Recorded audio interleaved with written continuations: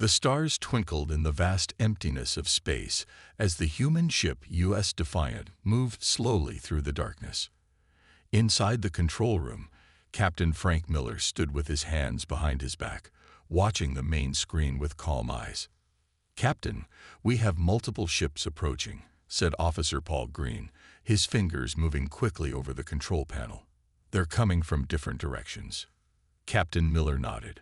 "Just as we expected. Keep our course steady." The Defiant was alone in this far corner of space, the only human ship to venture this deep into unknown territory. It was a medium-sized vessel with the blue and white Earth flag painted on its side. Nothing special to look at, but it carried humanity's first official greeting to the stars.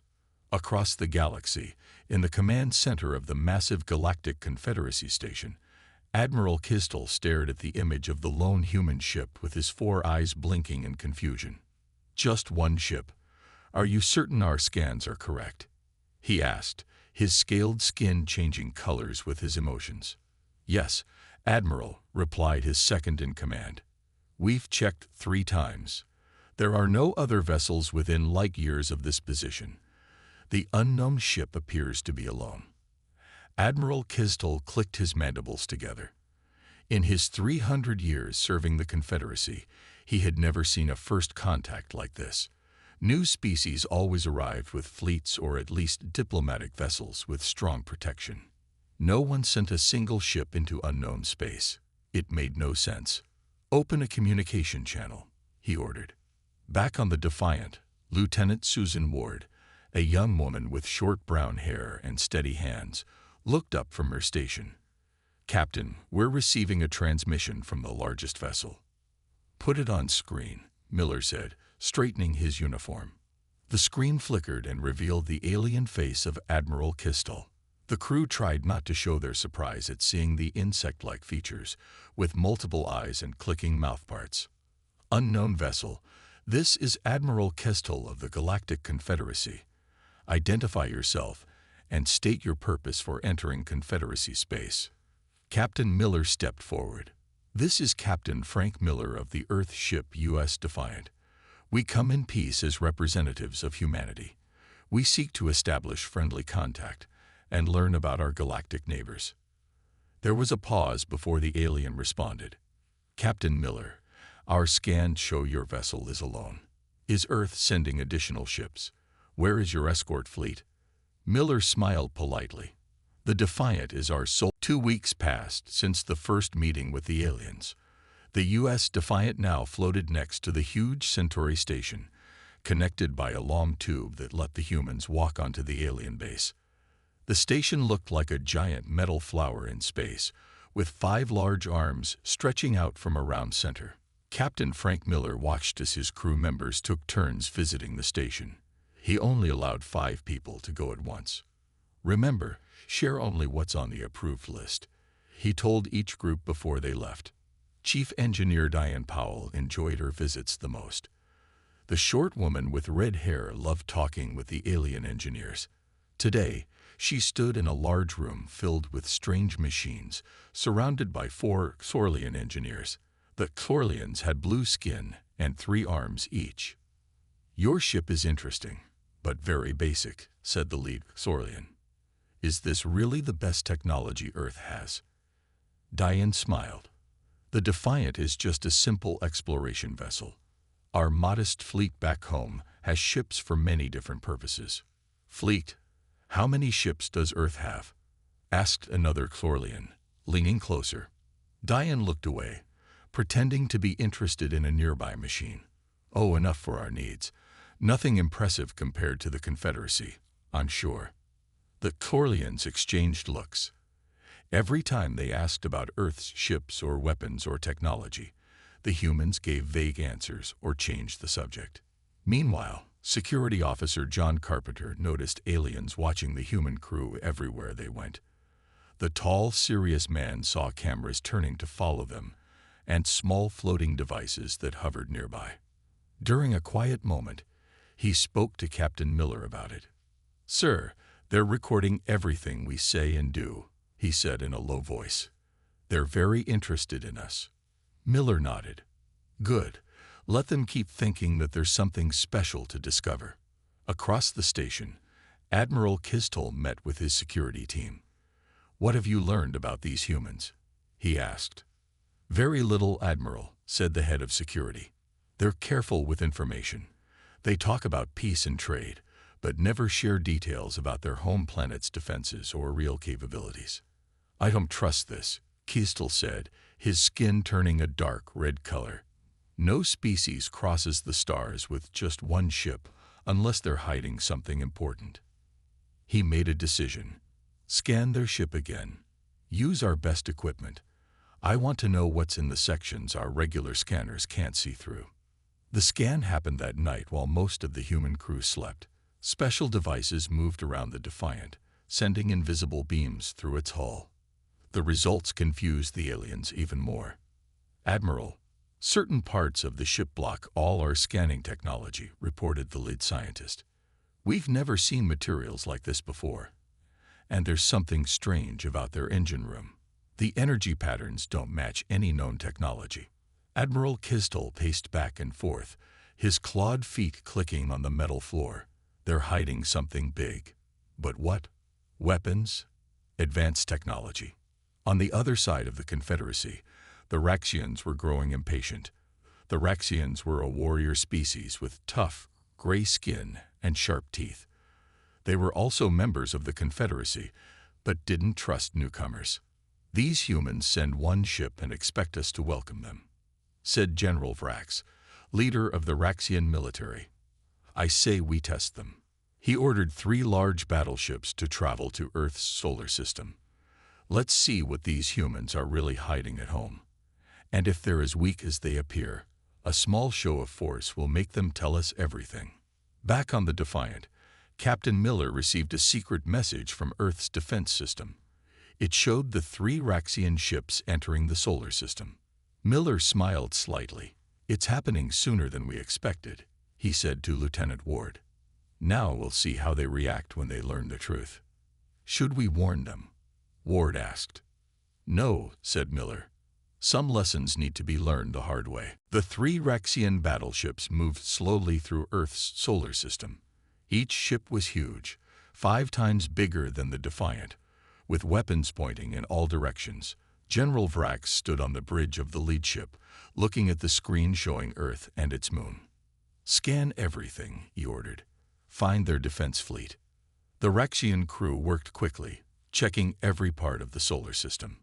They found small stations around Earth, a few bases on the moon, and some simple ships moving between planets. But they found no warships, no weapon stations, and no defense fleet. "This makes no sense," said Vrax, showing his sharp teeth in frustration. "Where are their ships? Every developed planet has a defense fleet." "Sir, we've completed all scans," reported an officer. "Earth appears to have only basic space technology. Their ships can barely reach their own moon. We detect no advanced weapons or defenses." General Vrax couldn't believe it. Had the humans tricked the entire Confederacy? Were they just a simple, weak species after all? Or was this an even deeper trick? "They must be hiding something," he said. "Let's see how they respond to a demonstration of our power." He pointed to a small research station orbiting Earth. It appeared empty, with no life forms on board. "Target that station. Destroy it." The Raxian ships fired their weapons. Bright red beams shot across space and hit the station. It exploded into thousands of pieces that scattered into Earth's orbit. "Send a message to their planet," ordered Vrax. "Tell them the Raxian Empire demands to know the truth about their technology and military power." At Centauri Station, far away from Earth, Captain Miller was in a meeting with Admiral Kistol when an aide rushed in with the news. The aide whispered in the Admiral's ear, and Kistol's skin turned pale blue in shock. "Captain Miller," said the Admiral, "I've just received troubling news. Raxian vessels have entered your home system and destroyed one of your orbital stations." Everyone in the room watched Miller for his reaction. They expected fear, anger, or panic. Instead, Miller remained calm.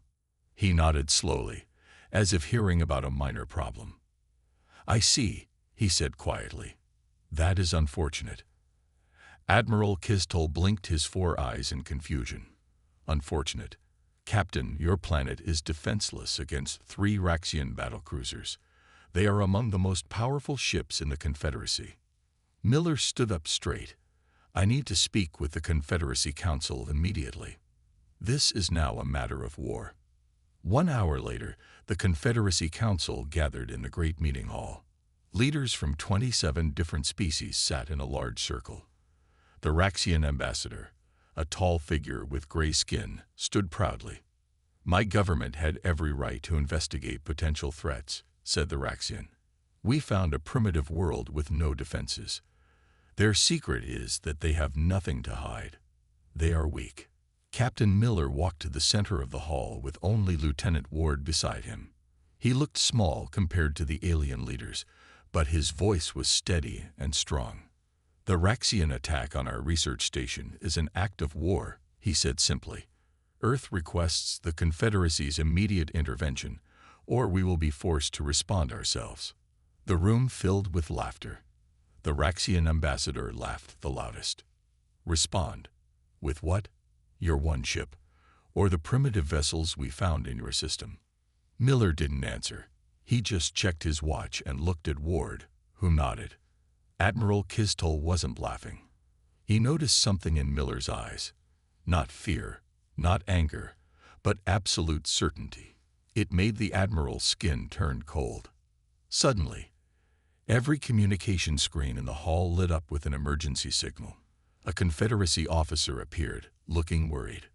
We've lost all contact with the Raxian fleet in the Earth system, he reported. Our long-range sensors detected a massive energy surge, then nothing. All 3 ships have disappeared. The room fell completely silent. All eyes turned to Captain Miller, who remained calm as ever. As I was saying, he continued, as if nothing had happened, we would prefer a diplomatic solution to this unfortunate incident. The Confederacy Council room was in chaos. Leaders from all species shouted and argued while the Raxian ambassador demanded answers. Captain Miller stood quietly in the center, waiting for the noise to stop. Admiral Kistol finally raised his 4 arms for silence. We need to understand what happened to the Raxian ships, he said. Captain Miller, do you know anything about this? Miller nodded. Yes, and I can show you. He took a small device from his pocket and placed it on the floor. A beam of light shot up and formed a large image in the air. Everyone could see Earth, the Moon, and the 3 Raxian ships moving through space. This is a recording from our monitoring systems, Miller explained. The Council watched as the Raxian ships scanned Earth, then fired on the research station. The station exploded into pieces, but what happened next made everyone in the room gasp. As the Raxian ships prepared to send their message to Earth, something strange happened to them. They didn't explode. They didn't break apart. Instead, they simply dissolved. Like sugar in water, the ships seemed to melt into nothing, disappearing piece by piece until they were gone. What was that? Asked the Raxian ambassador, his gray skin turning almost white. That was our planetary defense system, Miller said calmly. A network of quantum disruptors hidden throughout our solar system. When activated, they can take apart any threatening object at the molecular level. The room was completely silent now. The aliens stared at Miller with new eyes, filled with surprise and fear. But that's impossible, said one of the science advisors. The energy required for such a system would be enormous, and the technology to break down matter at that distance. Miller shrugged. Earth has had this technology for over a century. We don't use it for attack, only defense. Admiral Kistol stepped closer to Miller. But your ship, the Defiant, it's so basic. Your visible technology seems primitive. That was intentional, Miller explained. The Defiant was built using only technologies that we knew you already possessed. We didn't want to intimidate you on our first meeting. Later that day, Science Officer Alan Ross sat with a group of alien scientists who had endless questions. The short man with glasses patiently explained more about Earth's technology. Our civilization nearly destroyed itself twice through war, Ross told them. We learned painful lessons about showing off power. It tends to make others afraid, and fear leads to conflict. So you hide your real capabilities? Asked a purple-skinned scientist. Ross nodded. We call it the humble approach. When we meet new species, we appear less advanced than we really are. It helps us see their true intentions. Back in his private room, Admiral Kistol met with the leaders of the Confederacy. These humans are far more dangerous than we thought, he said. Their technology is beyond anything we have. Should we consider them a threat? Asked one of the leaders. Kistol thought carefully before answering. They had the power to destroy those ships completely, but they chose to simply remove them. And they've had all this power for a century, but never expanded or conquered. No, I don't think they're a threat, unless we make them one. On the Defiant, Captain Miller received a private message from Earth Command. He read it, and then told his crew the news. The Confederacy has offered a formal apology for the Raxian attack, he said. They want to establish full diplomatic relations with Earth. And the Raxian ships, sir? Asked Lieutenant Ward. Did we really destroy them? Miller smiled slightly. No, the quantum disruptors didn't destroy them. They shifted the ships into a pocket dimension.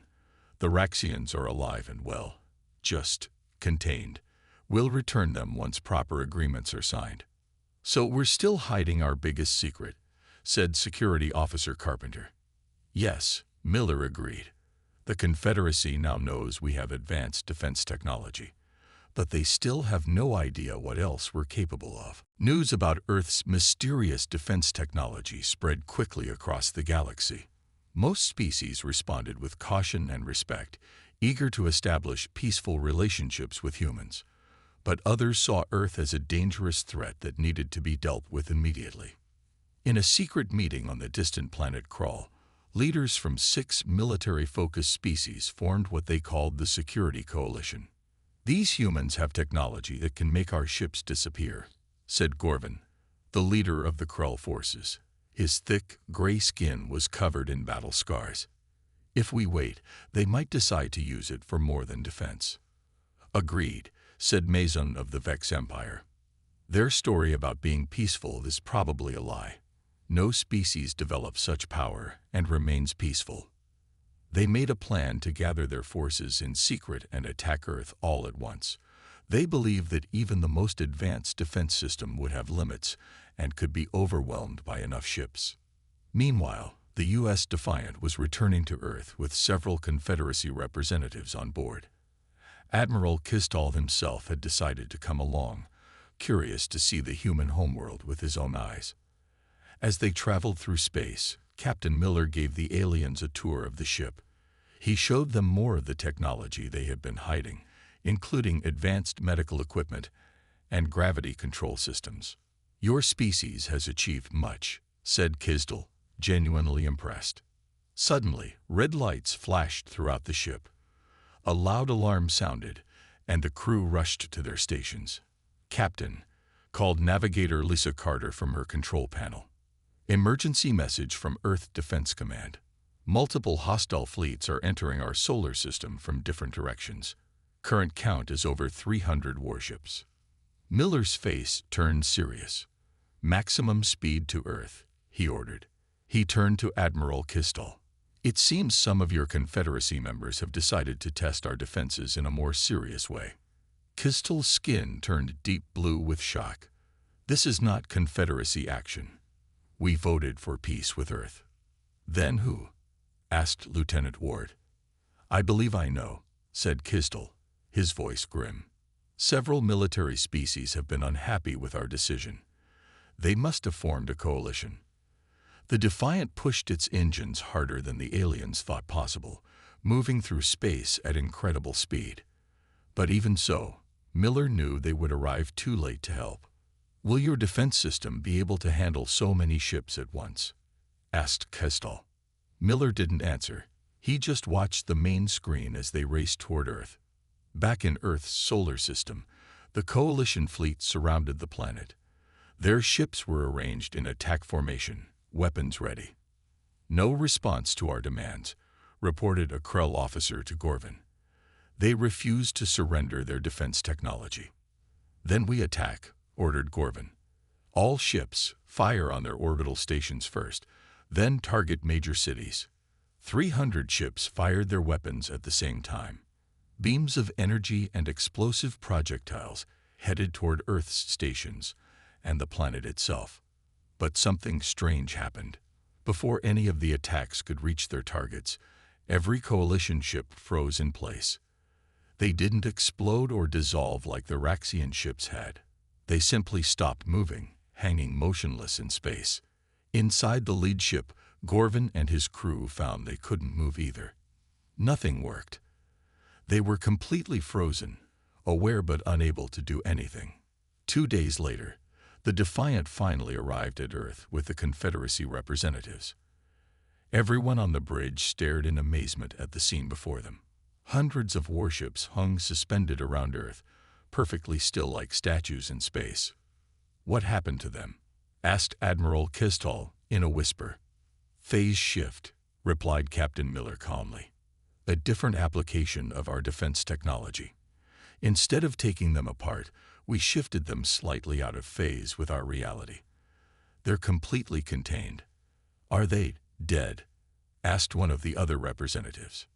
"No," said Miller. "They're alive and aware, just unable to move or function. We can bring them back whenever we choose." Admiral Kistall looked at Miller with new understanding. "Now I see why you only needed one ship.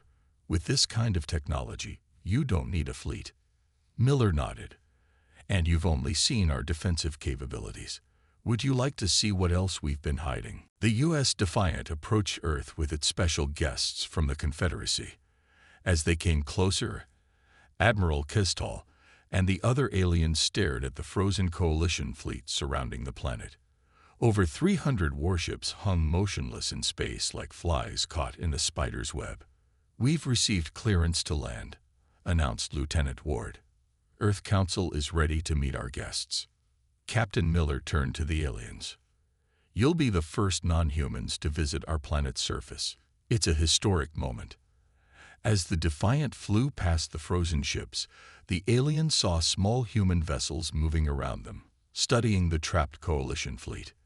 "What will you do with them?" asked Admiral Kistall. "That will be decided at the diplomatic meetings," Miller answered.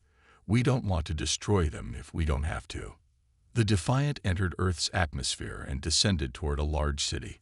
The aliens looked through the viewing windows in amazement. The human city was unlike anything they had seen before. Buildings floated in the air without supports. Clear tubes connected the structures, with people and vehicles moving inside them. Parks and gardens covered many rooftops, making the city look like it was part of the natural landscape. "This doesn't match the scans the coalition took," said one of the alien diplomats.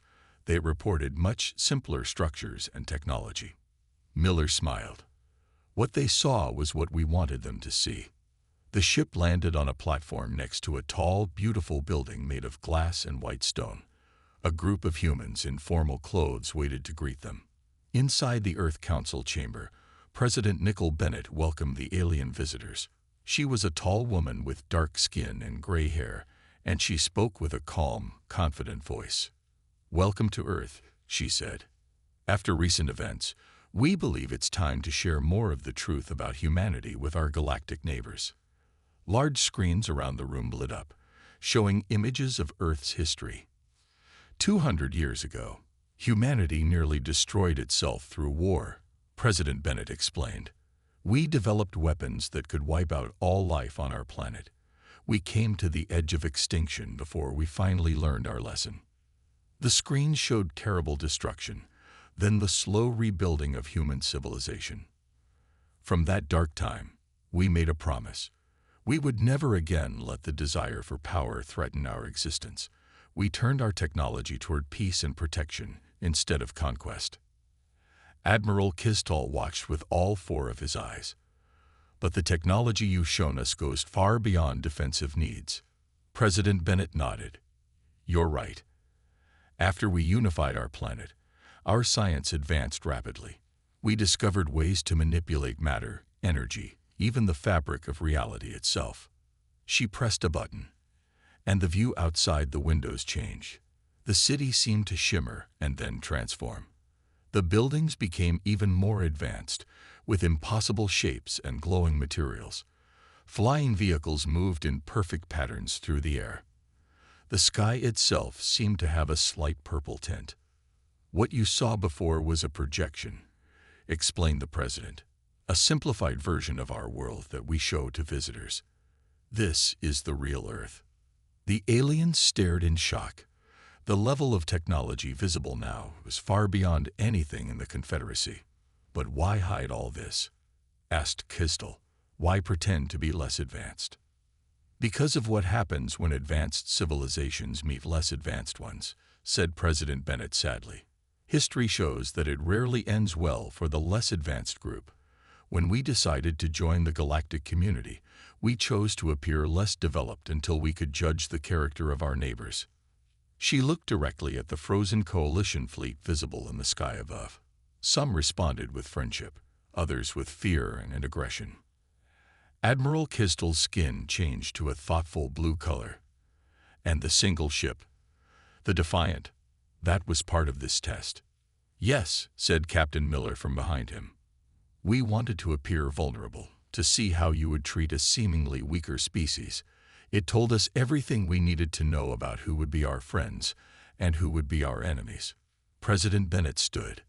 "Now let's discuss how to move forward as true allies, and what to do about those who chose the path of aggression." 6 months passed since the truth about Earth was revealed.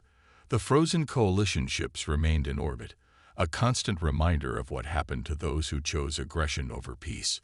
In the Grand Meeting Hall of the Galactic Confederacy, representatives from all species gathered to witness a historic moment. Earth was officially joining the Confederacy, but on its own terms. Captain Frank Miller, now Admiral Miller, stood next to President Nicole Bennett as she signed the agreement. Admiral Kistel, who had become a strong supporter of the humans, watched with satisfaction. "Today marks the beginning of a new partnership," said President Bennett after signing.